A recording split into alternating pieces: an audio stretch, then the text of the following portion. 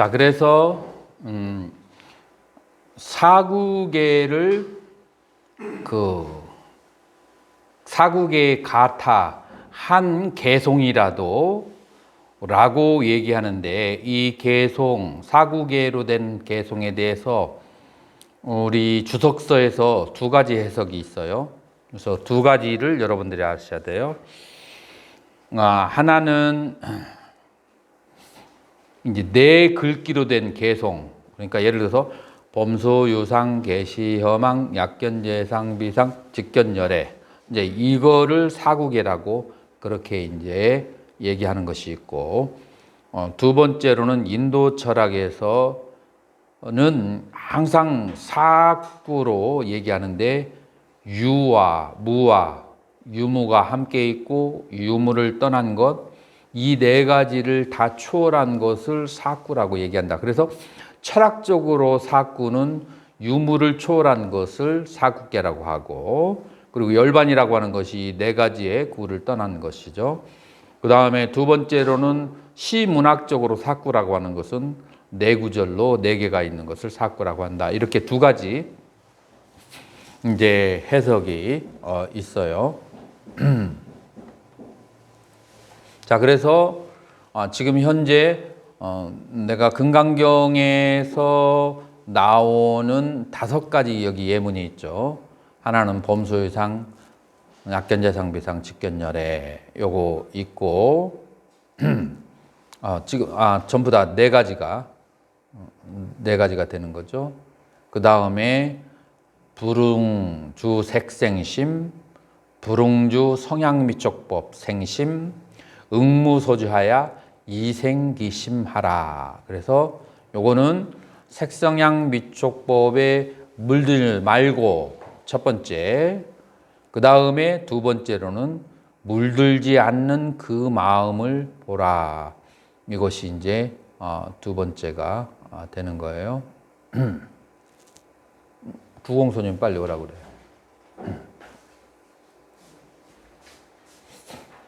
그 다음에 이제 세 번째로는 야기색견화 이음성구와 시인행사도 불능견열애. 그래서 만약에 색으로 나를 보려고 하거나 소리로 나를 찾으려고 한다면 이는 사도를 행하는 것이다. 이건 주로 연불하는 사람들에게 주로 이 구절을 많이 인용을 해줘요. 연불하는 사람들은 아무래도 형상이 있거나 소리가 있으면 그러면 아무래도 기도하기가 편하거든요. 그래서 형상과 소리를 그렇게 찾기가 쉬운데, 이때 까딱하면 마구니에게 걸려버릴 수가 있다. 그래서 거기에다가 초점을 두어서 얘기를 하는 거예요.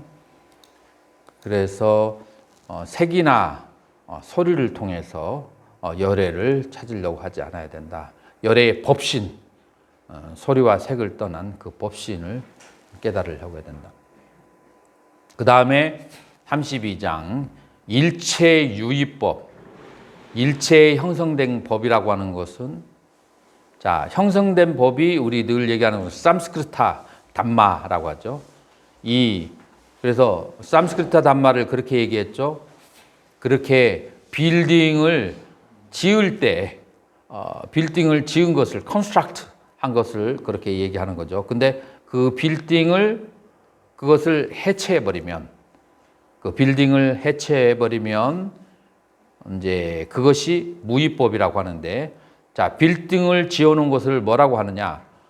꿈이고 환이고 그 다음에 물방울이고 그림자고 아침 이슬과 같고 그 다음에 번개와 같아서 이와 같이 관하라. 그래서 일체에 형성되어지고 만들어진 세계를 어떻게 봐야 되는가? 자, 1번이 뭐예요? 꿈. 두 번째가 환상. 세 번째가 물방울. 그 다음에 네 번째가 그림자. 다섯 번째가 이슬. 여섯 번째가 번개.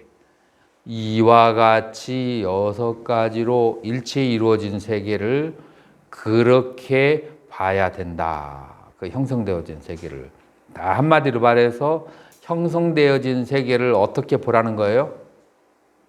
집착하지 말아야 된다 라고 하는 거예요.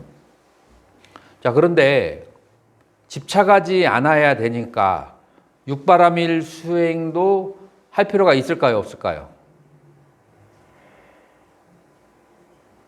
더 열심히 해야 됩니다. 왜? 그 논리가 어디에 있어요?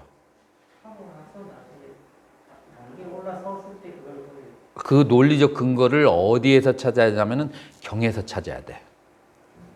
우리가 대론을 할 때는. 자, 경에서 논리적 근거가 뭐로 나와 있어요? 몇 장에서 나와 있죠? 3장에서 4장에서 논리적 근거가 나와 있어요. 3장에서는 어떻게 하겠어요? 무아상, 인상, 중생상, 수자상인 줄을 알지만 그래서 하나에도 집착하지 않아야 되지만 그러나 온 중생을 다 해탈, 행복하게 하기를 바라는 발보리심을 내야 된다. 거기에서 4장에서는 뭐라고 했어요? 색성양 미촉법에 집착하지 않으면서 뭐 하라고 했어요? 보시 등 바라미를 행해야 된다. 그렇게 3장과 4장에서 그렇게 얘기를 했기 때문에 지금 이 32장에서 이것을 강조하니까 그런 것을 하지 말라 이렇게 얘기해서는 안 되고 지금 그 앞에서는 이미 강조했기 때문에 이 중생들은 주로 색과 모양에 집착을 많이 하잖아요. 그래서 그 부분을 집중적으로 얘기할 뿐이에요. 그래서 이 두 가지 측면을 봐야 되고 두 가지 측면이 5장에서는 뭐라고 얘기해요? 부처님을 색신과 법신 양쪽으로 보아야 된다라고 해서 3정, 4장, 5정에서 그 논리가 완결되었기 때문에 그 다음부터는 집착하지 않는 법을 이제 얘기하는 거라서 이게 육바라밀을 행하면서 그러면서 이제 색성양 미촉법에 집착하지 않는 것을 얘기하는 거죠. 자, 그런데 불웅 소주 응무소주 이생기심 그래서 응당이 머무는 바 없이 그 마음을 내라. 응당이 머무는 바 없이 그 마음이라고 했는데 질문이 하나 들어왔어요. 마음을 내가 식이라고 얘기하니까 그러면 그 식하고 육식의 식하고 12연기의 식하고 그 다음에 이 오운의 식하고 어떤 차별이 있는가 이제 공통점도 있고 차별이 있어요. 자, 그것을 여러분들이 알아야 돼. 여러분들이 한 가지 생각이 일어날 때 오온 중에 하나가 일어날까요? 오온이 동시에 일어날까요? 동시에 일어나요. 자, 그 예를 한번 들어보세요. 자,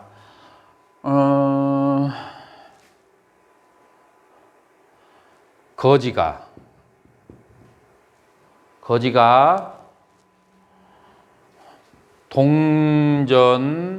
동전이라고 하지 말자. 10,000원을 스님에게 보시한다. 말이 돼요? 그죠? 자, 그래서 보시한다. 자, 여기서 보시라는 행위를 할 때 오온이 어떻게 작용하는가를 한번 보자고요. 거지가 10,000원을 스님에게 보시한다. 여기에서 형용사를 좀 집어넣자고요. 보시를 하는데 기쁜 마음으로 인데 여기에서 거지라고 하면 안 맞고 기쁜 마음으로 할 때 아이가 10,000원을 스님에게 보시한다. 기쁜 마음으로 할 수 있겠죠? 그 다음에 또 어떤 마음으로 할 수 있을까요? 슬픈 마음으로 할 수 있어요. 어머니가 너 공덕을 쌓아야 되니까 네 모은 10,000원 보시하라 해서 억지로 보시할 수 있어요. 자, 기쁜 마음으로 슬픈 마음으로 할 수 있어요. 기쁜 마음, 슬픈 마음은 뭐예요? 오온 가운데서 자, 기쁜 마음으로 하죠. 오온 가운데서 뭐 어디예요? 기쁜 마음으로 보시한다. 자, 여기서 또 조건을 한번 만들어 보자요. 기쁜 마음으로 보시하는데 복덕이라 알면서, 복덕이라 모르면서. 자, 그러면 이건 어디에 들어가요? 상에 생각해요. 자, 복덕이라고 알면서. 자, 그러면서 세 번째, 자발적으로 타의에 의해서. 타의는 모친에 의해서 자발적으로. 자, 이 자발적 타의, 이건 어디에 들어가요? 행에 들어가죠.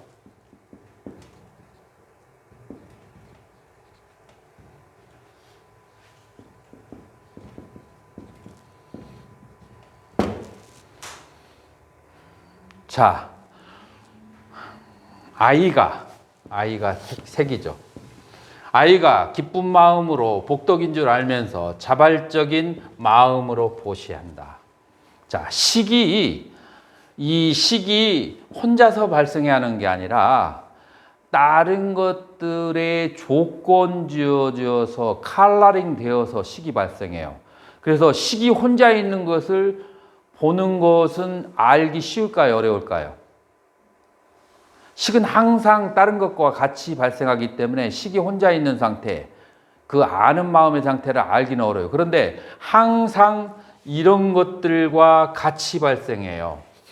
자, 여기서 우리가 첫 번째 해야 될 것은 이런 것들이 식인지 아닌지를 알아야 돼요. 수상행이 식이에요, 아니에요? 아니야. 그걸 알아야 돼요. 자, 그래서 우리가 가지고 있는 어떤 생각이 일어났을 때 수상행과 같이 일어나요. 수상행에 조건 지어져서 일어나는데 그 수상행을 분리를 떼놓지는 못해요.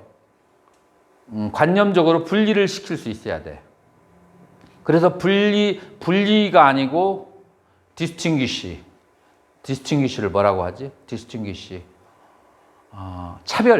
차별화할 수가 있어야 돼요. 차별화해서 이것을 빼버리면 이게 식이에요.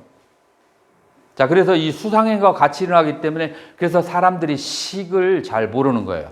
자, 그러면 우리가 12연기에서 식이라고 하는 것은 무명행식이라고 했는데 요 식은 다른 삼원의 제한되어지고 조건되어졌을까요? 아니면은 식 혼자만 있을까요? 선생님, 여기 이 5원의 12연계의 식에서는 식 혼자 나올까요? 아니면은 다른 그 3원에 의해서 조건 지어졌을까요? 조건 지어졌어요. 식은 절대로 혼자 일어나지 못해요. 심과 심소가 어떤 성질을 가지고 있다겠죠? 동시생, 동시멸, 그 다음에 같은 대상과 같은 근을, 이 네 가지 조건을 그렇게 갖춰야만 돼요. 그렇기 때문에 심소를 떼어놓고 혼자 일어나게 하라 할 수가 없어요. 심과 심소가 일어났을 때 어디를 보느냐가 중요한 것이지 떼어놓고는 말할 수가 없어요. 어디에 집중을 하느냐가 중요한 것이지. 자, 그래서 12연기의 식에도 나머지 온이 다 있어요. 그런데 여기에서 무명행식이라고 하는 것을 구사론 주석에서는 뭐라고 얘기해요? 이거를 분위연기라고, 그렇게 분위력이라고 하는 것은 5분이 있는데, 5온이 있는데 그 중에 하나에 두드러진 것을 얘기하는 것이지, 그것이 행이 혼자서 있고 식이 혼자서 있고 뭐 그런 것을 말하는 것이 아니다. 그 중에 가장 두드러진 것을 얘기하는 것이다. 그게 바로 무슨 연기라고 한다고요? 분위연기예요. 각각의 위치에서 5온 중에 어느 하나가 12연기 속에서 두드러진 거라. 이게 가장 이제 이치적인 그런 이제 표현이 이제 되겠죠. 자, 그래서 지금 이 문제가 해결이 됐나요?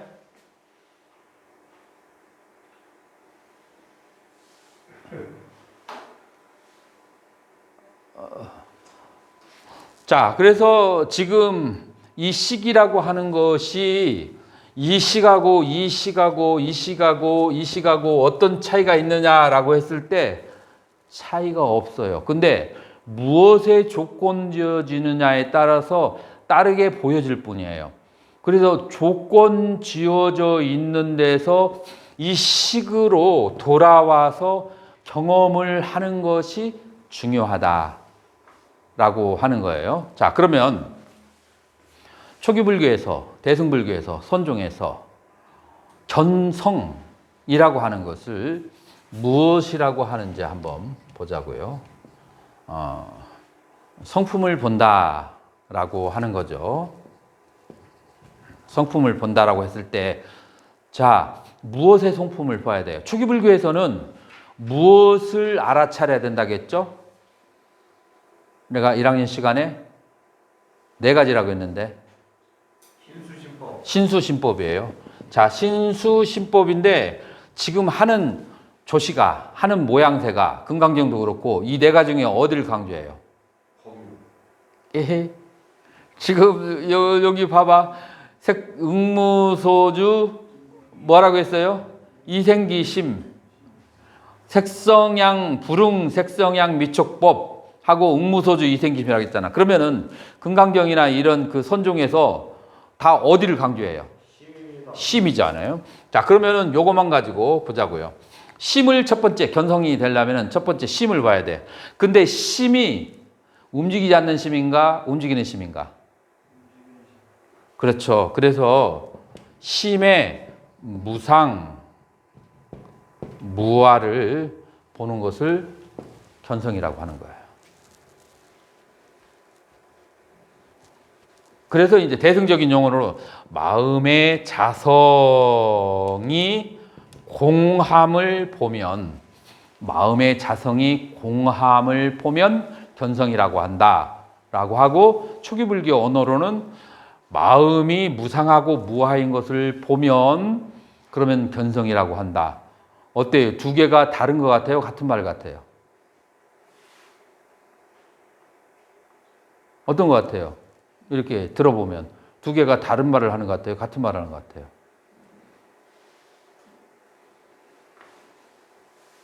같은 말 하는 것 같다고 다른 말 같기도 한다. 다른 거가 뭐가 다른 것 같아요? 고통에 대한 무상과 무아를 받는 게 공통이라고 봐야 되는 거 아닌가요? 다시 크게 얘기해봐요. 고에 대한 무상과 무아를 보는 것이 공이 아닌가요? 그거는 어디에서 나온 말이에요? 그러니까 그거는 신수신법 가운데서 수시고를 관하는 건데, 이거는 이제 초기불교에서 4가지를 수행하는 건데, 지금 나는 공통점만을 얘기하잖아요. 그래서 심관을 얘기하는 거야. 그래서 수시고의 무상무아를 보는 거, 요거는 이제 살짝 옆으로 놔뒀고, 공통적인 것만 얘기하자면, 심만 가지고 얘기하자면 그러지 않느냐라고 얘기하는 거예요. 그러죠? 그래서 대승불교나 선종에서는 심을 중요시 여기니까 그 중에 4념처 가운데 10념처 있어. 자, 그래서 초기불교에서도 신수신법을 다 해야 된다는 것은 아니에요. 신수신법을 다 할 수도 있고, 그래서 신과 수는 보통 근기를 가진 사람들이 보기가 쉽고, 법은 중근기, 그 다음에 식은 중근기, 법은 상근기. 이 청정도론에서는 이렇게 얘기해요. 그래서 보통의 지혜를 가진 사람은 이거를 경험하기가 쉽다. 이 말 동의하는가요? 저번에 해봐서 알겠잖아요. 일반 사람도 몸과 느낌은 경험할 수 있어요. 그런데 마음은 굉장히 미세해야 되고, 그 다음에 법이라고 하는 것은 내가 저번에 한번 설명을 하니까 막 너무 혼잡스럽잖아요. 너무 자세해서 이게 보통의 날카로운 지혜를 가지지 않은 사람은 여기서 길을 잊어버려요. 그래서 이제 중간 정도가 심이다라고 청정도론에서는 붓다고사가 이제 그런 식으로 얘기를 하죠. 그래서 우리가 심이라고 하는 것만 보면 그렇다. 자, 그런데 여기에서 마음이라고 하는 것은 혼자 일어나는 게 아니고 무엇과 같이 일어나요? 마음은 생각과 같이 일어나요. 마음은 생각과 같이 일어나는데 이 생각은 이제 개념인데 생각은 주로 중생들의 생각은 무엇과 연결됐냐면 이해와 호오하고 연결되어 있단 말이에요. 그러니까 이거는 바로 탐진으로 떨어지게 돼요. 탐진치로. 자, 그러니까 이 생각에서 마음으로 되돌려서 봐야 되는데 마음을 이 청정한 마음을 보면은 견성이라고 하고 청정한 마음을 보았지만 습관이 계속해서 따라잡으면서 번뇌가 줄지어서 일어나기 때문에 이 습관까지도 탐진치까지도 다 해결된 상태를 뭐라고 하는가? 도노돈수라고 한다. 이게 이제 불교에서 마음 닦는 법이다라고 그렇게 얘기할 수 있어요. 그래서 초기 불교에 그 수행하는 것이 유식으로 선종으로 대승으로 넘어오는데 지금 일단 들어보니까 아무런 하자가 없잖아요. 그죠? 서로 똑같이 연결되어 있는데 이것을 전혀 다른 것으로 사람들은 생각을 이제 오해를 하고 이제 있는 것이다 라고 하는 것이죠.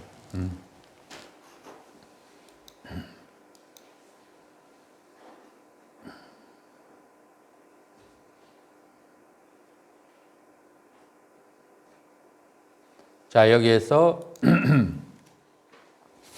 땄가스야 해또 왜냐하면 아또 이것으로부터 느려졌다 발생하는데 수보리야 수부때 수보리야 따따갔다남 열애도 아라핫담 아라한도 삼맥삼부따남 무상정득각도 안으따라 무상정득각도 앗도 니로졌다. 이것으로부터 불세존. 그래서 열의 아라한 무상정등각도 붓다 세존도 이것으로부터 발생했다. 자, 무엇으로부터 발생했다고요? 사국의 한 개송, 그 개송에서 바로 이 모든 아라한과 열애가 발생하기 때문에 그러기 때문에 이 한 개송을 남을 위하여서 설명해서 이해를 시킨다면 그렇다면 그 공덕이라고 하는 것은 칠보로 삼천대천세계를 그렇게 갖다가 보시하는 공덕보다도 더 무량하다라고 얘기를 그렇게 하는 거예요.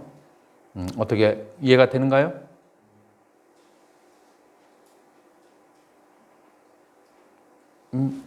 왜 대답을 안 해?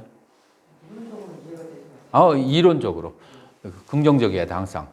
이론, 적어도 이 강의를 통해서 이론적으로는 이해가 됐습니다. 긍정적으로, 항상 긍정적이어야 돼요. 우성스님 어때요?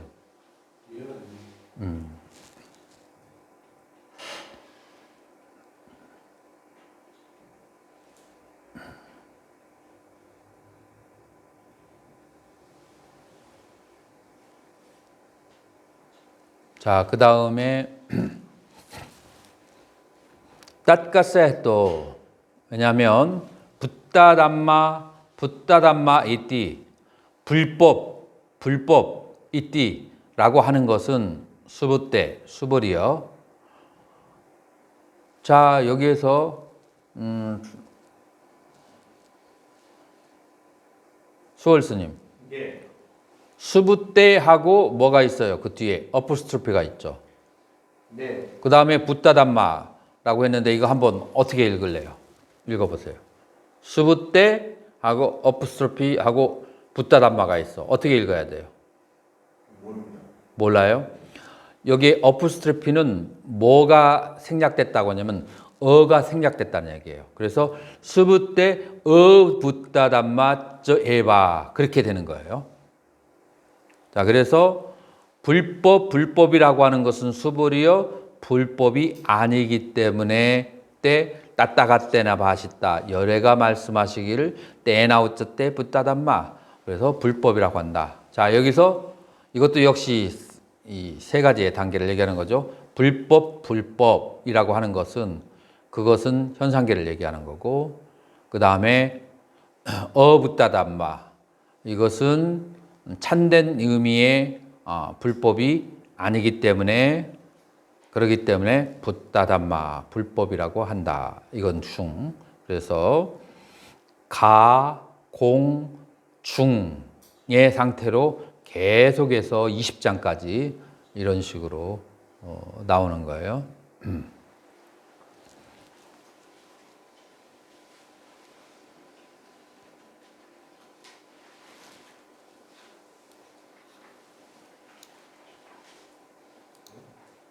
자, 이제 노트를 보시고 내가 순서를 조금 바꿔놨기 때문에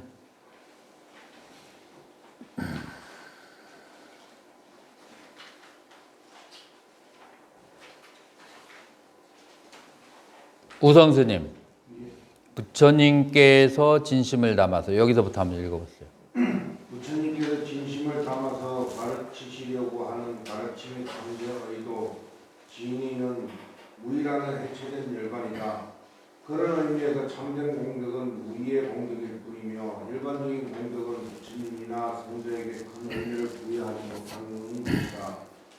허망하기 때문이며 영원하지 않기 때문이다. 이 때문에 공덕의 무득이는 참된 무의의 공덕의 무득이가 아니기 때문에 단지 유의의 공덕의 무득이다 라고 말하는 것이다. 부처님의 형성이 해체된 무의의 상태를 체험했을 뿐만 아니라 항상 그러한 상태에 머무르시기에 세간이 가치인 유의의 공덕을 방편적으로 인정해 주시긴 하였지만 본심으로는 그러한 상태에 대해 크게 의미를 부여하지 않으신 것이다.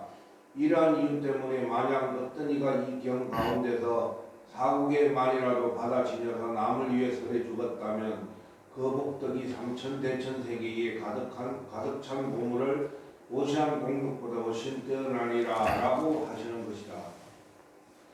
사국에는 크게 두 가지로 이해된다. 하나는 말 그대로 사고로 된 문장을 말하고 또 다른 하나는 인격 논리 아래서 정통적으로 사유되어지는 존재에 대한 네 가지 양태의 표현을 말한다. 즉 존재는 있거나 유, 없거나 무, 있기도 없기도 하며 유무, 있지도 없지도 않은 상태, 비유, 비무 이 네 가지이다. 그리고 이에 상응하는 가장 대표적인 사고계는 바로 범소유상, 계시어망, 약견재상, 비상, 적견열애이다. 범소유상은 바로 존재하는 세계의 유를 지칭하고 계시어망은 물을 말한다. 계시어망은 물을 말한다. 약견재상, 비상은 유와 무의 동시적 상태를 말하고 적견열애는 비유, 비물을 말하는 것이다. 또 다른 사국에는 십장, 장엄, 정토분의 불응, 주색, 생심, 불응, 주, 경향, 미촉, 법, 생심, 불응, 응무소주, 이생기심이다. 색성형 미촉법은 유, 색에 머물지 않으면 무이고 응무소주, 이생기심은 비유, 비무, 불응, 주, 성향, 미촉, 법, 생심은 수행하는 과정을 말한다.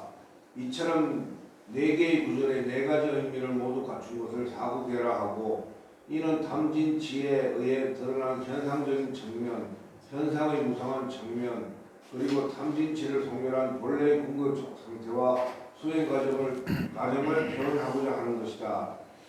현상의 가치에서 본래적 가치를 해결하는 것을 수행자라고 한다. 본래의 가치로 해결한다는 측면에서 보았을 때 이 세상에 있는 모든 법외로 보시한 공덕이 경의 사국계를 설명한 것만 못하는 것이다. 그것은 모든 성자들이 바로 무의의 체험에서 나왔기 때문이다. 그런 의미에서 금강경은 불모경이다. 금강경의 사국계가 바로 무의의 체험을 말하기 때문이다. 그렇다면 부처님이 시설이신 가르침은 왜 참된 가르침이 아닌가 하면 가르침은 언어에 의지한 유의법이고 참된 가르침은 무의법이기 때문이다. 그러나 이 사국에가 의존하는 바는 무의라는 해체된 상태이고 이는 언설에 의해 닿을 수 없는 것이다. 그런 의미에서 불법은 참된 상태를 가리키는 손가락이지 달 자체는 아닌 것이다. 그리하여 부처님의 가르침은 참된 무의의 부처님의 가르침이 아니기 때문에 유의의 부처님의 가르침이다 라고 표현하는 것이다. 건강경은 모든 것에 본체가 없음, 원래 없음, 모양 없음이라고 하는 해체된 측면을 강조한다. 원래 없음이라고 하는 것은 해탈열반 무의의 상태이고 그러한 관점을 강조하는 두 가지 이유가 있는데 하나는 무집착의 수행이라는 관점이고 다른 하나는 법의 궁극의 본래적인 측면이다. 이런 관점에서 건강경을 이해해야 한다. 이러한 내용이 실생활에 끼치는 영향이란 고락, 수, 시비, 상, 호호, 행의 욕망들은 모두 형성된 유의의 법이기 때문에 집착할 것이 아무것도 없고 집착할 것 없으니 머무르지 말고 머무르지 않아 자유로워진 마음으로 살라는 것이다. 계속이요. 67번.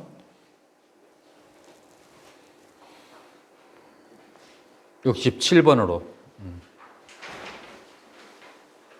건강기경의 수행론, 온갖 도자성의 공의 의미는 단순하지가 않은 한마디로 정의하기가 쉽지 않다. 그래서 많은 불자들도 공이 어렵다고 말하는 것이다. 실정이다. 반야경에서의 공은 크게 존재의 현상적 측면, 의미적 측면, 본래적 측면이라는 세 가지 측면을 다룬다. 현상적 측면의 공은 사물들이 현상적으로 존재하지만 인연 따라 드러나기에 자성이 없다는 측면의 공이고 의미적 측면의 공은 사물의 존재가 나와의 주관적 인연에 의해서 전혀 상반된 모양으로도 보여진다는 가치적 측면의 공이고 본질적 측면의 공은 사물들의 본질적 상태는 존재와 자성의 절대무라는 측면의 공이다. 그렇다면 무엇이 이러한 세 가지 양태를 가지고 있다는 것인가? 오온, 12처, 18개, 12연기, 사성제 등의 법들이 그렇다는 것이다. 오온은 나를 구성하는 요소이고 12처는 세상의 구성 요소, 18개는 의식이 발생하는 처소를 말한다. 12연기는 이 모든 것들이 발생하고 소멸하는 순서이고 사성제는 본질적 상태로 회귀하는 방법론이다. 한마디로 나와 세상과 의식이 무자성으로 존재하고 인연 따라 여러 모양으로 보이시지만 조건 따라 인과적으로 존재할 뿐 본래적 실체는 없다는 것이다. 오온, 자성계공, 도일체고액은 지금 현재 내가 경험하는 좋거나 나쁜 상태인 현상적 측면이 실체가 없이 인연 따라 존재하는 것이기에 집착을 놓아버리면 경계로부터 발생하는 가래와 고통의 발생과 소멸이 비로소 보이기 시작한다는 것이다. 예를 들어 오온에는 고락이라는 수, 10이라는 상, 호호의 행, 이 세 가지가 있다. 이 세 가지 고락과 10이 호호의 자성이 없다는 것은 그 모든 것들의 발생과 소멸이 인연의 프리즘을 통해서 경험되어지고 보여진다는 것이다. 그러므로 인연을 바꾸고 집착을 놓아버리면 고통으로서 비로소 자유로워지기 시작한다는 것이다. 그것이 바로 공의 첫 번째 공의 현상적 측면에 근거한 오온 자성 대공 도일체고액의 뜻이다. 또한 인연 따라 형성되어졌다는 것은 그 인연이 바뀌면 좋은 것이 나쁜 것이 되기도 하고 나쁜 것이 좋은 것이 되기도 한다는 공의 가치적 측면을 말한다. 불교의 제 학파에서는 서양 철학에서 말하는 것과 같은 물질과 정신 또는 오온이 독립되어서 의존함 없이 각각 존재하는 것을 인정하지 않는다. 모든 것이 인연생, 인연멸이기 때문이다. 그렇기 때문에 인연이 바뀌면 유익한 것이 해롭게, 해로운 것이 유익하게 되기도 한다. 이것이 공의 두 번째 측면인 색적 시공, 동적 시색이다. 즉 좋고 편안한 환경 때문에 무능자가 되기도 하고 어려운 환경 때문에 실력과 겸손한 성품을 갖추기도 한다. 괴로움이 즐거움의 인연이 되기도 하고 즐거움이 괴로움의 원인이 되기도 하는 것이다. 인연에 의해서 만물이 발생한다는 것은 실제로는 공 가운데 고와 락이 없지만 인연에 의해서 고통과 즐거움이 발생한다는 것이다. 그러나 그 따의 상에서 업을 빼버리거나 인연들을 제거하고 나면 실제로는 고통도 즐거움도 없다는 것이 바로 존재와 자성의 절대무라는 본질적 측면의 공이다. 다시 말해서 실제에는 고락도 시비 선악도 존재하지 않는 것이다. 다만 인연에 의해서 성과 악도 발생하고 인연에 의해서 복과 하도 존재하지만 그 인연들을 제거한 본질적 상태는 선악 시비가 없다는 것이다. 그러므로 이 모든 법과 현상들의 근본은 무자성이다. 불변의 자성이 없기 때문에 인연 따라 여러 모양으로 드러날 수 있다는 것이다. 만일 불변의 자성이 있다면 인연이 바뀐다 하여도 그 대상의 상태는 바뀌어지지 않을 것이다. 이것이 바로 공의 세 번째 측면인 공중 무색성량 미촉법에 의해서 영무노사진까지이다. 자, 여기까지. 자, 지금 여기에서 인연에 의해서 선과 악도 발생하고 인연에 의해서 복과 하도 존재하지만 인연들을 제거한 본질적 상태는 선악 시비가 없다. 이 부분에 대해서 한번 설명해 보세요.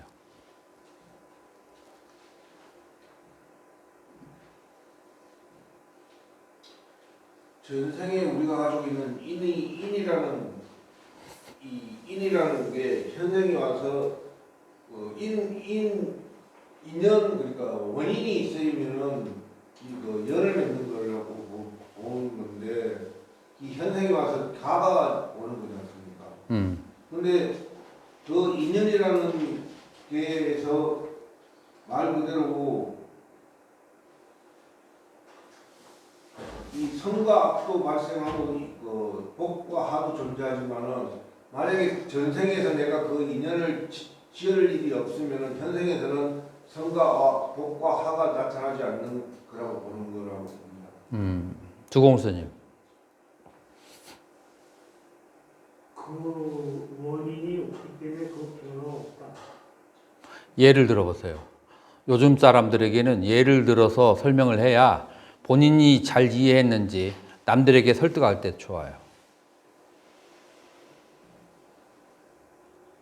인연에 의해서 고락도 시비선악도 존재하는 것이고 만약 인연이 제거되면 그러면은 그 본질적 상태는 선악 시비가 존재하지 않는다. 이게 쉬운 것이기도 하지만 굉장히 어려울 수 있어요. 근데 살아가면서 우리가 인연을 전혀 안 짓고 살지는 못하지 않습니까? 여기서 그런 말은 하지는 않았지. 여기서 그런 말은 하지 않고 인연에 의해서 우리에게 이제 선과 악과 그 다음에 복과 비복이 생기는 것이지 인연이 제거된 상태에서 그런 것이 스스로 존재한다는 것은 아니다.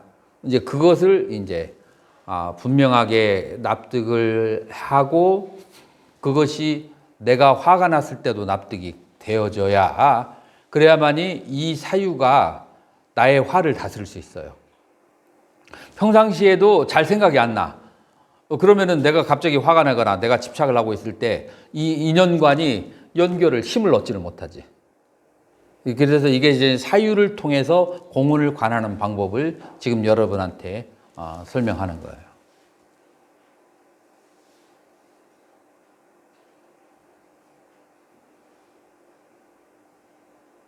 조건지어진 상태에 따라서 이렇게 해석하면 인연을 조건지은 상태에서 이게 아마 수십 년 전의 드라마인 것 같은데 그 당시에는 수십 년 전에 여기 여러분들 중에서는 아주 꼬마였을 수도 있어서 잘 모를 텐데 두 원수의 가문이 아들 둘이 태어나는데 태어난 날짜가 똑같아. 근데 어디에 태어나냐면 병원에서 태어나는 거야.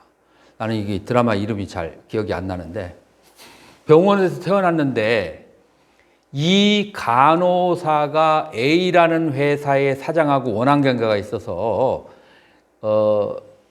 그래서 의도적으로 아기를 바꿔치기를 해버리는 거예요.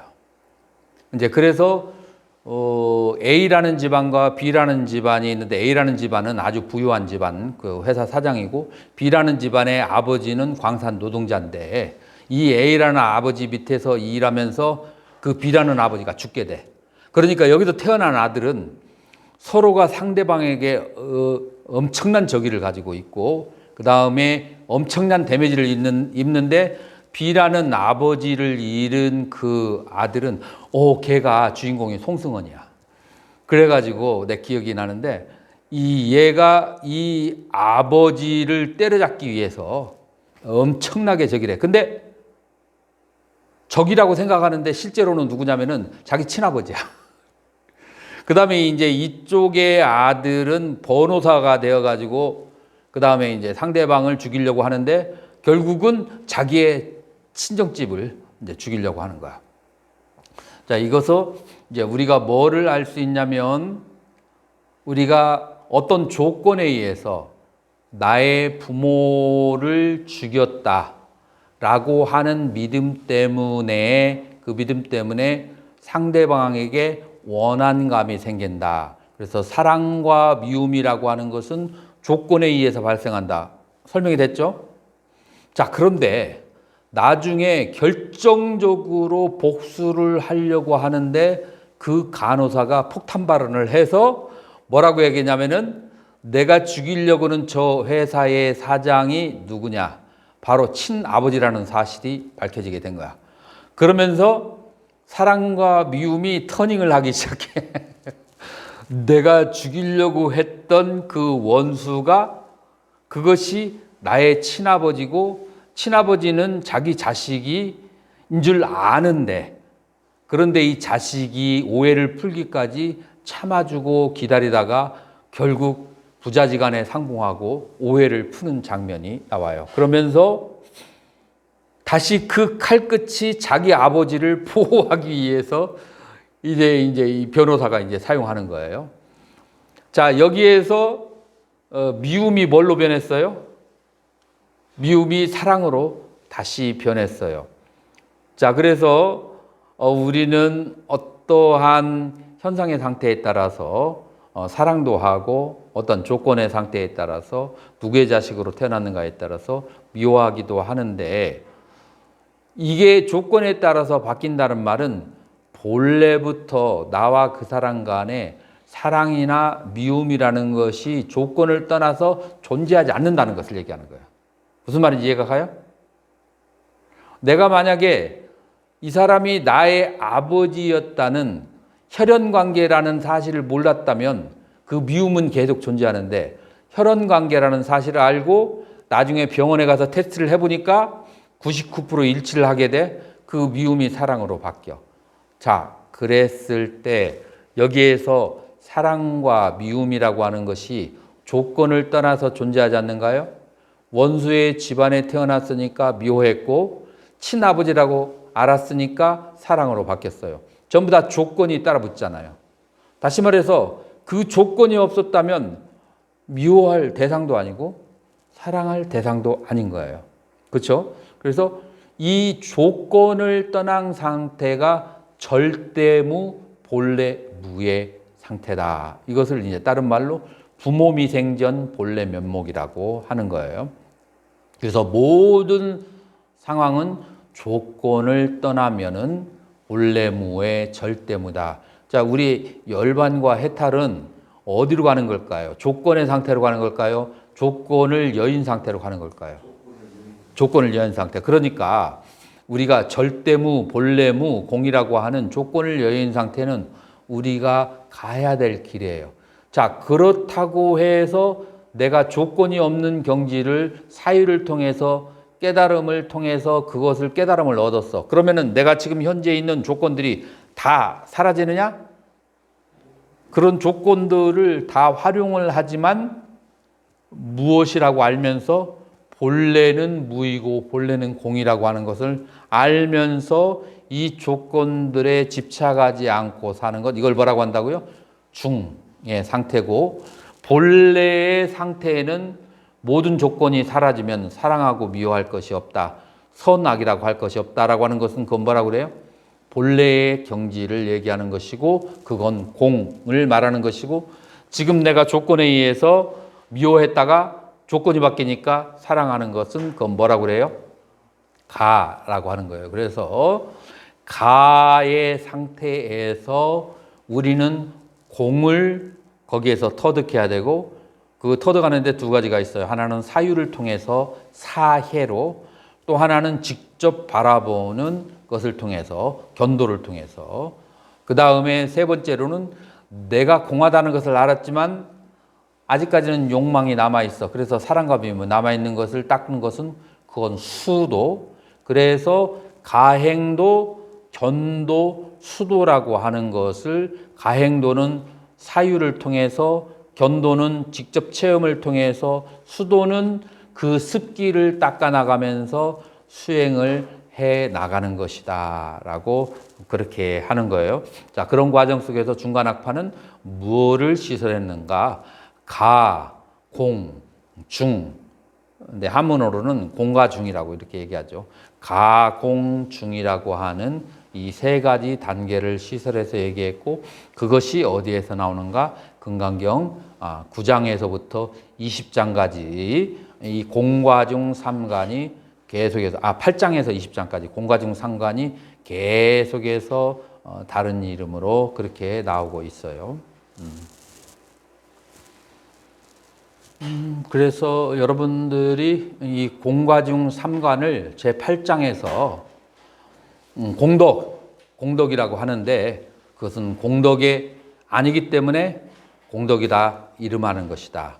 이것만 여러분들이 제대로 이해한다면 오늘 그 공부는 충분히 소득이 있다 라고 그렇게 볼 수가 있어요. 질문 있으면 질문 받겠습니다. 지난 강의에서 선생님이 이제 윗바사나 설명을 하시면서 제가 눈을 어떻게 알 수 있으니까 이렇게 여쭈었는데 그냥 알 수 있다라고 말씀하시지 않습니까? 의식을 눈으로 돌리면. 근데 식은 식 자체로 인지가 불가하지 않습니까? 수상행식을 연하여 인지하는 거기 때문에. 그렇죠. 사실 그 점을 제가 여쭤봤는데. 눈이라고 하는 지금 이건 색이잖아요.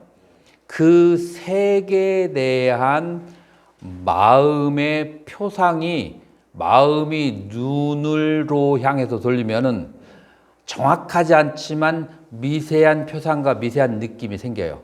눈을 한번, 마음을 눈으로 돌려보세요. 마음을 길어보세요. 여기에는 미세한 느낌과 미세한 표상이 생겨요. 그 미세한 느낌과 미세한 표상을 연하여서 눈에 대한 의식, 귀에 대한 의식이 이제 생기는 거죠. 제가 그때 그 미세한 느낌과 미세한 표상을 말씀드렸는데 그걸 좀 그렇게 말씀하시길래. 내가 말을 다른 식으로 이해했나 보지, 그러면. 그런 뜻으로 얘기한 거예요? 그리고 또 같은 의미로 지금 열반을 말씀하시는데 열반은 그 경험되어질 수 없는 것 아닙니까? 경험되어질 수 있는 것이고, 열반은 체험되어지는 것이고, 그러나 체험 이전에 언어로 표현할 수 없는 것. 열반에 대한 정의는. 열반은 경험할 수밖에 없고, 열반이라고 하는 것을 긍정적인 언어로 표현할 수 없는 것. 이게 이제 이 교학에서 열반은 경험밖에 할 수 없는 것. 여쭤본 것은 무효열반이에요. 지금 여기에서 지금 우리가 가지고 있는 지금 현재 그 흐름을 통해서 무효열반이라고 따로 얘기하지 않으면 우리는 보통 유효열반을 얘기하는 거죠. 이제 유효열반이라고 하는 것은 경험되어지는 것이지만 무효열반이라고 하는 것은 오온이 흩어졌는데 경험한다, 경험하지 않는다. 마치 우리가 저번 시간에 배웠던 것처럼 열애라고 하는 것이 있는가 없는가라고 얘기할 수 없는 것처럼 일단 무효열반에 들으면 유와 무와 그 무엇으로도 얘기할 수가 없는 것이죠.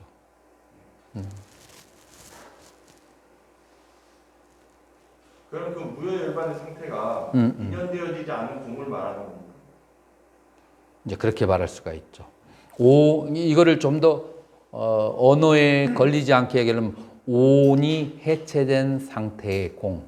그래서 초기 불교에서는 오온 밖에 더 이상의 무엇을 얘기하는 것은 논리적으로 안전하지 않은 거예요. 그래서 오온이 형성됐고 오온이 해체됐다.